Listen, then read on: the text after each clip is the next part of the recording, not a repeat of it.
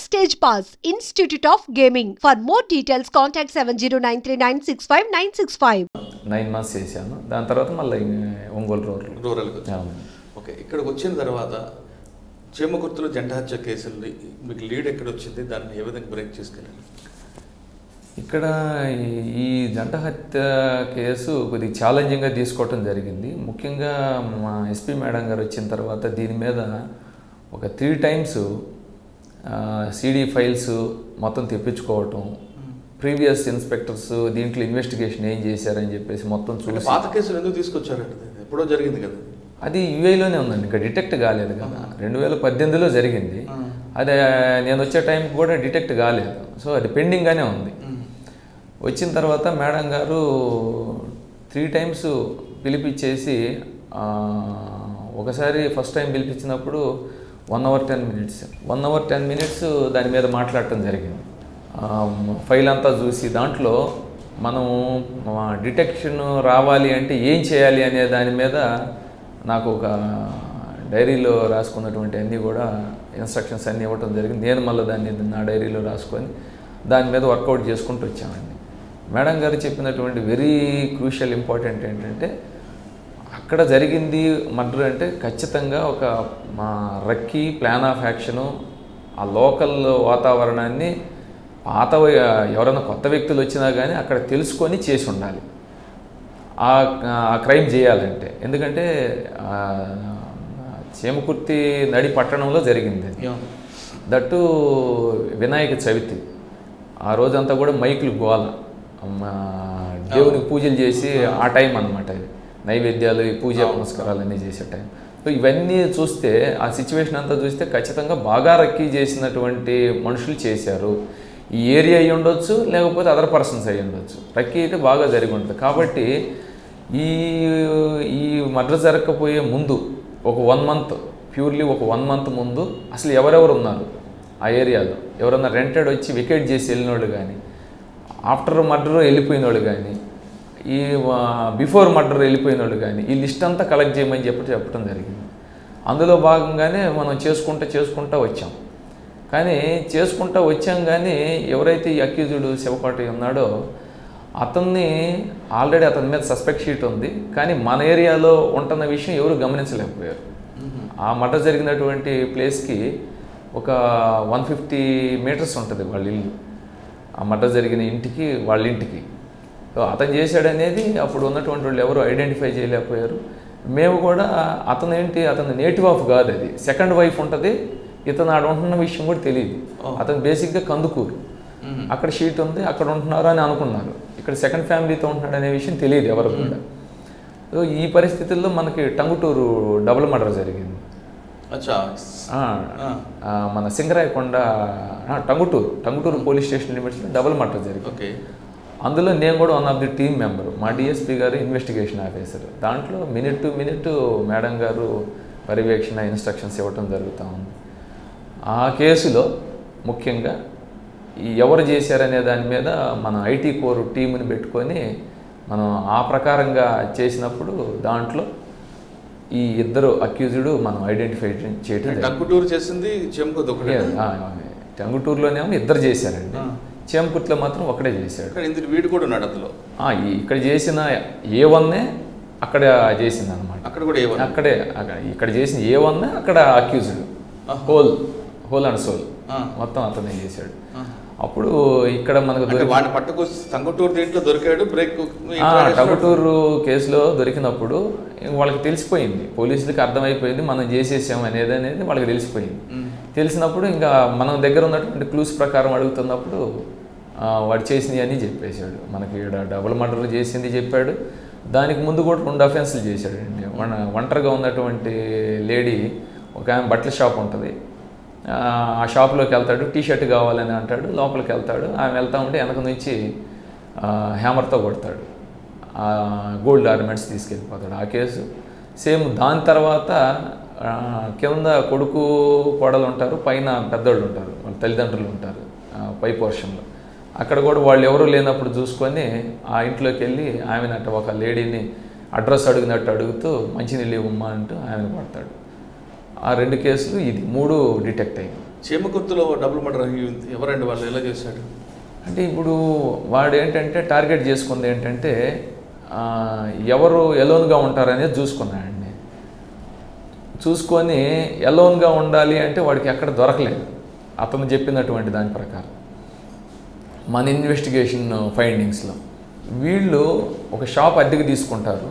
ఆ shop own, ఇల్లు మాత్రం అద్దెకి తీసుకుంటారు. ఆ లేడీ ఒకటి ఆమె 8 వరకు షాప్ దగ్గర ఉండి రాత్రికి ఇంటికి వస్తుంది. ఆయన వచ్చేసి వాళ్ళ హస్బెండ్ వచ్చేసి అరౌండ్ 9:30 అట్లా షాప్ క్లోజ్ చేసుకొని 10 కల్లా ఇంటికి వస్తాడు. ఈ టైంలో అతను అనుకుంది ఏంటంటే ఎవరు ఈ వినాయక చవితి సౌండ్స్ ఇవి ఉన్నప్పుడు ఆ మైక్ సౌండ్ ఉంటుంది వెరీ నియర్ ఇంటికి, అక్కడ వెరీ నియర్ కాబట్టి మనం ఏదైనా అటాక్ చేసి కొట్టినా అరిసినా ఆ షౌట్స్ వచ్చినా కానీ వినపడదు. ఫస్ట్ దానికి బిఫోర్ ప్లాన్ చేసుకొని ఒక రాడ్ తీసుకొని వెళ్ళి ఆ ఇంటి పక్కనే పాడుబడినటువంటి ఇల్లు ఒకటి ఉందండి, అక్కడ పెట్టుకుంటాడు, రాళ్ళ స్టోన్స్లో పెట్టుకుంటాడు. వెయిట్ చేస్తూ ఉంటాడు ఏ రోజైతే బాగుండిద్ది అనేది. పైపెచ్చి ఆ రోజే వర్షం పడతా ఉంటుంది. ఇంక ఈ రోజు అయితే పక్క బాగుంది అనేది వాడి మనసుకు అనిపించింది. అబ్జర్వ్ చేసుకుంటూ ఉంటాడు, వాళ్ళని అబ్జర్వ్ చేసుకుంటూ ఉంటాడు. ఇద్దరు షాపు నుంచి వస్తారు. ఇద్దరు షాపు నుంచి వచ్చి ఇంటికి లోపలికి వెళ్తారు. లోపలికి వెళ్ళినప్పుడు మళ్ళీ ఆయన ఇంటి దాకా వెళ్ళేసి మళ్ళీ బయటకు వస్తాడు. బయటకు వచ్చి మళ్ళీ ఒంటరిగా ఒక్కడే వెళ్తాడు. షాప్కి వెళ్తాడు. షాప్ క్లోజ్ చేసి ఉంది. బయటకు వెళ్ళి కానీ అతనికి సిగరెట్ స్మోక్ చేసే అలవాటు ఉంది. అది తాగి వచ్చేసరికి చేద్దాం అనుకుంటాడు. కానీ చేసే క్రమంలో కనుక అతను వస్తే, హస్బెండ్ వస్తే మళ్ళీ దొరికిపోతానేమని చెప్పేసి అతను కూడా వచ్చిన తర్వాత చేద్దామని రెడీగా ఉంటాడు. అతను వచ్చి డోర్ కొడతాడు. వాళ్ళ ఆవిడ డోర్ తీస్తుంది.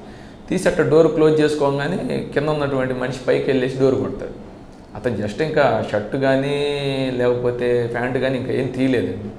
ఆ బైక్ కీస్ ఏమైతే షాప్ కీస్ ఉన్నాయో ఆ కీస్ ఆ టీవీ స్టాండ్ మీద పెడతాడు. డోర్ నాక్ అవుతుంది. వచ్చి డోర్ తీస్తాడు. అంతే, ఎవరో వచ్చారు అనే ఉద్దేశంతో డోర్ తీస్తాడు. తీయగానే వెంటనే అటాక్ చేస్తాడు. ఆమె వంట రూమ్లో భోజనం పెట్టడానికి రెడీగా ఉంటుంది. ఆమె మీద కూడా విచక్షణరహితంగా దాడి చేస్తాడు. అక్కడి నుంచి కొట్టి ఇంకా దొరికినటువంటి ఆర్నమెంట్స్ అన్నీ కూడా తీసుకుంటాడు. కొన్ని ఆర్నమెంట్స్ ఆ హడావుల్లో అక్కడే పడిపోద్ది, 1-2 ఆర్నమెంట్స్ అక్కడి నుంచి తీసుకొని వెళ్ళటం జరిగిందండి. వాడు తీసుకెళ్ళి ఎక్కడ పెడతాడండి? సెకండ్ వైఫ్కి ఇస్తాడా? లేదు, కొంత బంగారం రైల్వే స్టేషన్లో అమ్ముతాడు. కొంత గోల్డ్ వచ్చేసి ఒంగోలులోనే ఒక గోల్డ్ షాప్ అతనికి అమ్ముతాడు. అది కూడా మనం రికవరీ చేయటం జరిగింది. అక్కడ టంగుటూరు మర్డర్ కేసు అది డిఎస్పీ గారు ఇన్వెస్టిగేషన్ ఆఫీసర్. దాంట్లో అది కూడా ఇంటాక్ట్ ప్రాపర్టీ. అందులో ఎలా మర్డర్ చేశాడు వీడు? అందులో కూడా దానికి ఆ మర్డర్కి ముందు కూడా ఒక హెచ్బి చేశాడండి. గోల్డ్ షాప్ వాళ్ళది, వాళ్ళ అన్నయ్య గారిది, చనిపోయినటువంటి ఎవరైతే ఉన్నారో వాళ్ళ బావగారిది షాప్ అది, గోల్డ్ షాప్. ఆ గోల్డ్ షాప్లో మన ఒక ఐరన్ మనం వీల్ లేపటానికి పెడతారు కదా, జాకీ రాడ్. ఆ జాకీ రాడ్కి గోడకి స్పేస్ ఉంటుంది. ఆ గోడకి పెట్టి జాకీని తిప్పుతాడు. తిప్పినప్పుడు ఏమవుతుందంటే హోల్ పడిపోద్ది.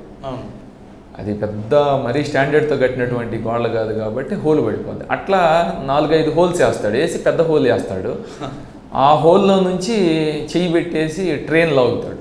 ఆ ట్రే లాగినప్పుడు ఒక ట్రే వస్తుంది. దాంట్లో ఉన్నటువంటి గోల్డ్ ఆర్నమెంట్స్ అన్నీ తీసుకుంటాడు. అది తీసుకొని వెళ్ళిపోతాడు. దాని తర్వాత మళ్ళీ అది చాలక రక్కీ చేస్తాడు. మళ్ళీ ఏం చేయాలా, ఎట్లా చేయాలని.